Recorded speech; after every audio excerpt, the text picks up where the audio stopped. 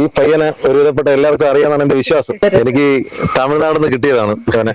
ഒരു ദിവസം ആഹാരമൊന്നും ഇല്ലെന്നൊക്കെ പറഞ്ഞിട്ട് ഭയങ്കരമായിട്ട് പറഞ്ഞിട്ട് അവർക്ക് വീട്ടിൽ മരുന്നൊന്നും വാങ്ങിക്കാൻ പൈസ ഇല്ലെന്നൊക്കെ പറഞ്ഞിട്ട് ഞാൻ അവിടെ വന്നതാണ്. അങ്ങനെ ഞാൻ അന്നൊരു വീഡിയോ ഒക്കെ ചെയ്തിട്ട് പോയി.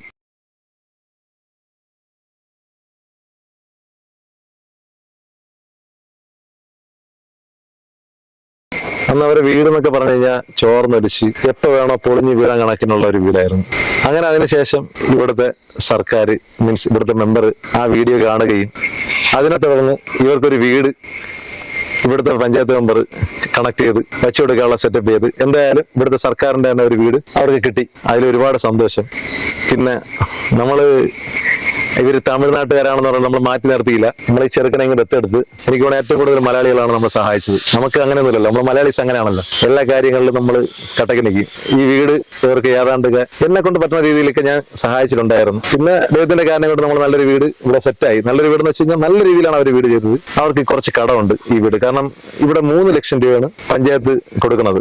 അപ്പൊ 3 ലക്ഷം രൂപ വെച്ചിട്ട് ഇത്രയും നല്ലൊരു വീട് തീരില്ലെന്നുള്ള കാര്യം എല്ലാവർക്കും അറിയാം. അപ്പൊ ഇനി അവർക്ക് തറയിടണം. അവർ കുറെ കടമൊക്കെ മറിച്ചിട്ടൊക്കെയാണ് ചെയ്തത്. പ്ലംബിങ്, വയറിങ്, അടുക്കളയിലെ പണി, അങ്ങനെ കുറെ പണിയുണ്ട്. കാരണം ഈ പയ്യന്റെ അന്നത്തെ അവസ്ഥ എന്ന് വെച്ച് കഴിഞ്ഞാൽ ഒരു ബിരിയാണി വാങ്ങിച്ചു കൊടുത്തിട്ട് അവനത് എങ്ങനെ തിന്നണമെന്ന് പോലും അറിഞ്ഞൂടായിരുന്നു.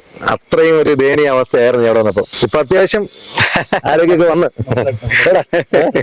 ഈ മോന് വേണ്ടി നിങ്ങളെയൊക്കെ അറിയണ സഹായം ഉള്ളത് അവർക്കൊന്ന് സഹായിച്ച എത്രയും പെട്ടെന്ന് അവർ ഈ വീട്ടിൽ നിന്ന് മാറി ഈ വീട്ടിലോട്ട് താമസത്തിന് പോകും.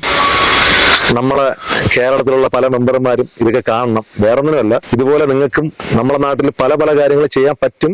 എന്നിട്ടും ഈ വീഡിയോ കണ്ടിട്ട് ക്ഷണിച്ചുകൊണ്ട് പോണതല്ലാതെ അവരെ ഒന്ന് സഹായിക്കാൻ നിങ്ങൾ മെനക്കെടൂല. അവർക്ക് ഇതുപോലെയൊക്കെ ചെയ്തു കൊടുത്താൽ അടുത്ത പ്രാവശ്യം ഇലക്ഷന് പോയി നെഞ്ചി മരിച്ച് നിന്ന് ചോദിക്കാൻ ഇല്ലെന്നുണ്ടെങ്കിൽ അടുത്ത പ്രാവശ്യം ഇലക്ഷന് ചെന്ന് ചോദിക്കുമ്പോൾ അവരും പ്ലിങ്ങോ ഭാവം കാണിക്കും. എന്തായാലും നിങ്ങളെ പറ്റുന്ന സഹായങ്ങൾ ഇവർക്കൊന്ന് സഹായിക്കണേ. വീട്ടുകാരുണ്ടേ?